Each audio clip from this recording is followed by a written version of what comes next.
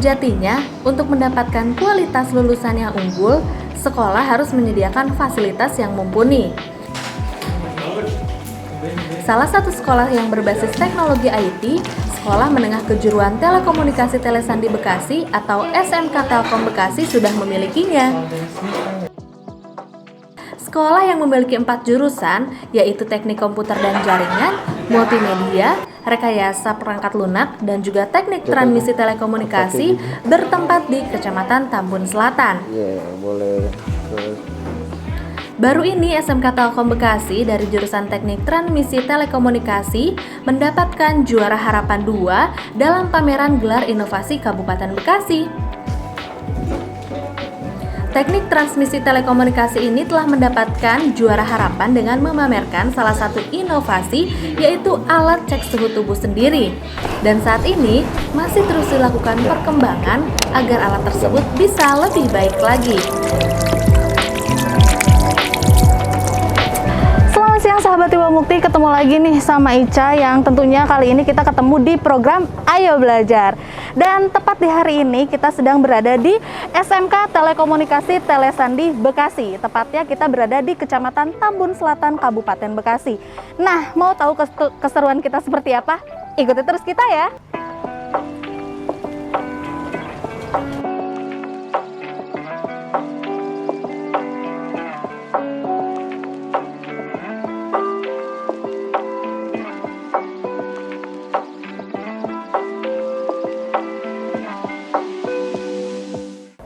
Kita pengen tahu juga nih, kenapa kamu tertarik sama jurusan yang sedang kamu pelajari sekarang gitu ya? Kenapa tuh? Yang pertama karena jurusan ini untuk di SMK kedepannya prospek kerjanya sangat tinggi ya. Dari elektro, terus telekomunikasi juga. Terus jurusan ini serak aja di hati gitu. Jadi ngerjainnya juga seneng. Jadi hobi ya? Hobi ya, Oke. betul. Emang kalau misalkan sekolah berikut juga hobi, apalagi nanti suatu hari kamu bakal kerja gitu ya? Betul. Hobi yang dibayarkan itu lebih asik ya? Iya. Nah, ini kemarin kamu yang kegelar inovasi itu ya? Iya, betul. Nah, itu kan alat yang sudah dipajang di sana ya, dipamerkan juga. Tadi katanya lagi ada pembaruan kan? Iya, betul. Oke, nah boleh dijelasin dong pembaruan apa? Untuk pembaruan yang pertama kita di sini mengganti catu daya ya. Dari awalnya dari listrik, di sini kami akan mengganti catu dayanya menjadi baterai seperti yang ada di alat-alat konvensional, jadi bisa lebih portable, dia bisa dicas juga, jadinya kita tidak perlu repot-repot untuk mencari sumber listrik. Nah, untuk yang pengembangan selanjutnya juga, di sini kita lagi memperbaharui bahasa pemrogramannya, akan menambahkan fungsi-fungsi, jadi pada saat pengecekan suhu, waktu menjadi lebih cepat gitu. Jadi tidak menunggu dulu suaranya habis, jadi kita bisa langsung kembali mengecek suhu.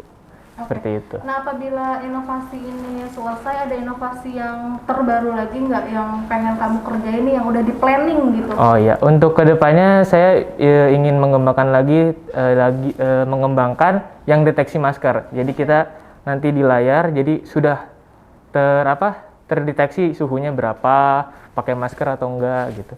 Kayak yang ada di bandara itu, jadi thermalnya kelihatan pas di kamera, di monitor itu sudah kelihatan gitu.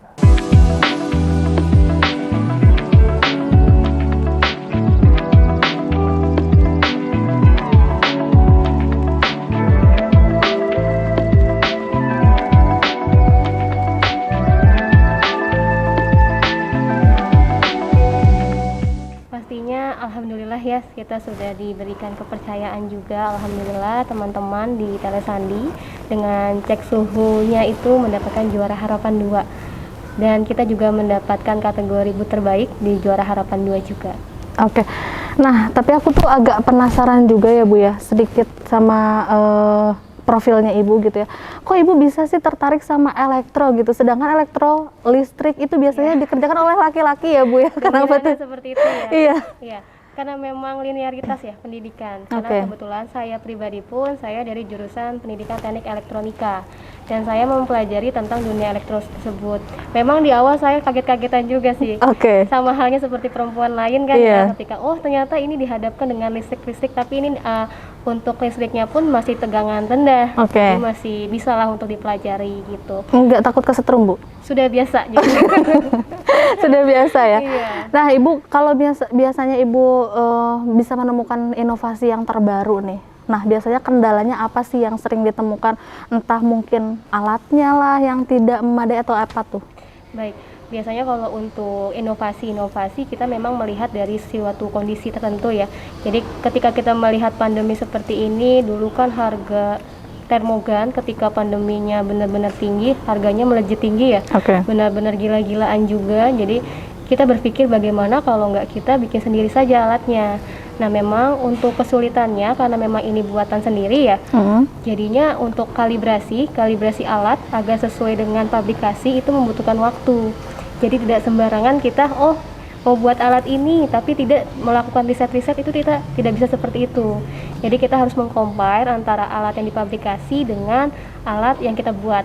Jadinya tidak hanya sekedar jadi, tapi bisa digunakan dan diaplikasikan. Untuk harapan saya, semoga teman-teman di sini agar menciptakan inovasi-inovasi yang terbaru lagi, tidak stuck dan tidak berbangga hati dengan inovasi yang lama. Betul. Jadi harus diupdate lagi ilmunya, tidak berbesar diri juga, jadi harus rendah hati juga, terus menciptakan hal-hal baru juga seperti itu.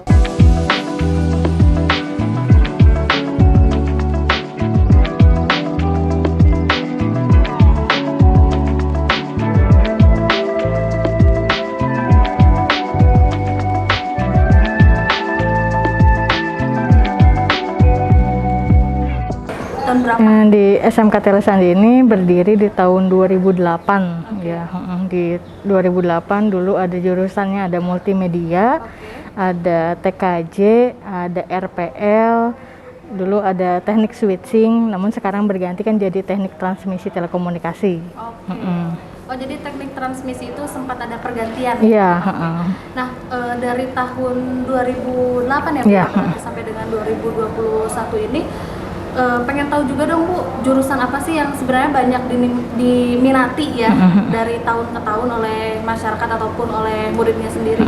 Kalau untuk jurusan sebetulnya punya kelebihan kekurangan sendiri ya. Jadi tergantung minatnya anak-anak. Cuman yang sekarang lagi booming ya, lagi banyak diminati ya multimedia, TKJ umum sih. Tapi untuk jurusan yang diunggulkan sendiri di sekolah ini? Karena nama kita SMK Telekomunikasi Telesandi gitu ya, jadi yang diunggulkan sih telekomunikasinya dari jurusan transmisi, tapi setiap kompetensi yang lainnya juga punya keunggulan sendiri, jadi tiap bidang ada keunggulannya sendiri-sendiri. Iya, betul sekali. Nah, Ibu boleh dong disebutkan gitu salah satunya setelah dari tahun-tahun sebelumnya gitu ya. Sekolah ini tuh sudah pernah menjuarai apa aja sih, Bu?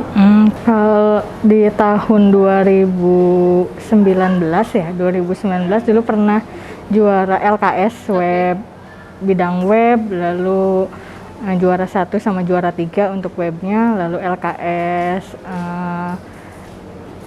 TKJ-nya dulu pernah juara juga gitu. Lalu ada beberapa lomba-lomba lainnya sih. Nah, yang barusan didapat banget itu lomba di Balitbang ya, yang juara Harapan 2 untuk inovasi.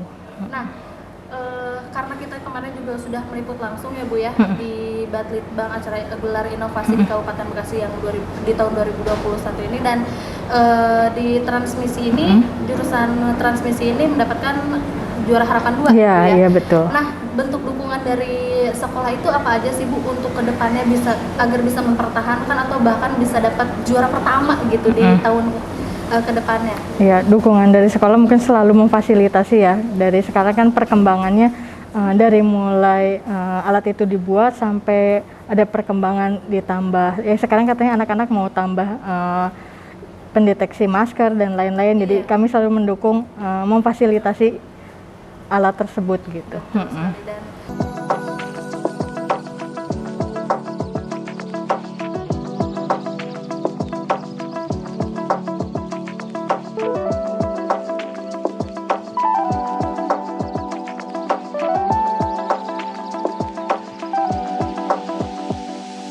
Pak? Iya, kalau di sini di SMK kita dibagi 2 shift, dibagi shift pagi sama shift siang.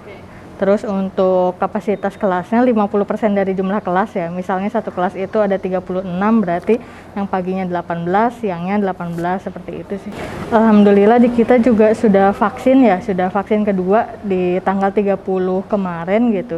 Jadi vaksinnya sudah, terus ya anak-anak ke sekolah selalu mengikuti prokes ya, dari mulai ada pengecekan suhu di depan, terus nanti habis parkir ada lagi pengecekan suhu, jadi sampai masuk ruangan tuh sampai ada 2 kali pengecekan suhu seperti itu. Terus ada masker gitu, maskernya harus masker kesehatan, nggak boleh yang masker scuba kayak gitu. Nah, untuk belajar mengajar di sini berapa jam itu waktunya? Untuk Sebetulnya sesuai arahan dari pemerintah ya, maksimal dalam ruangan itu kan 2 jam. Jadi kita mengikuti aturan maksimal itu 2 jam di dalam ruangan, nanti ada istirahat, lalu masuk 2 jam lagi. Jadi sekitar 4 jam anak-anak belajar di sekolah. Iya, bergilir. Jadi seminggu ini kelompok A masuk pagi, minggu depannya yang kelompok B-nya yang masuk pagi gitu, bergantian pagi siang. Nah Ibu, mungkin dari 1 bulan ini proses tatap muka ada kendala nggak sih Bu? Atau mungkin kesulitan? Atau mungkin ada satu hal kayak ternyata menemukan anak yang lagi COVID gitu? Pernah nggak Bu? Alhamdulillah sejauh ini masih lancar ya, masih lancar, nggak ada kendala. Alhamdulillah kita juga belum ada nih, mudah-mudahan sih jangan sampai ya, jangan sampai terjadi ini baru COVID gitu ya. Jadi masih aman sih, Mas.